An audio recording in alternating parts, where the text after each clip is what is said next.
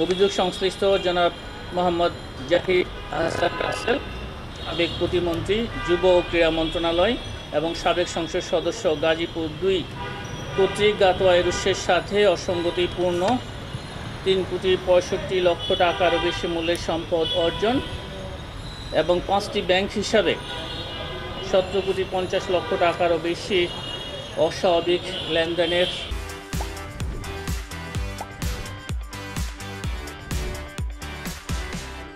অভিযোগ অনুসন্ধানকালে প্রাথমিকভাবে প্রমাণিত হয়েছে।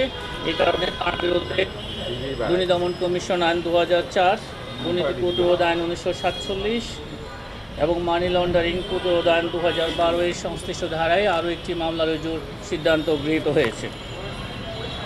অভিযোগ সংশ্লিষ্ট জনাব মোহাম্মদ জাহিদ আহসান রাসেলের স্ত্রী মিসেস তাহেরা খাদিজার নামে গাতোয়া উৎসের সাথে সঙ্গতিবিহীন সম্পদের প্রাথমিক তথ্যাদি পাওয়ায় তার প্রতি দুর্নীতি দমন কমিশন আইন ২০০৪-এর ২৬(১) ধারায় সম্পদ বিবরণী দাখিলের আদেশ জারির সিদ্ধান্ত গৃহীত হয়েছে।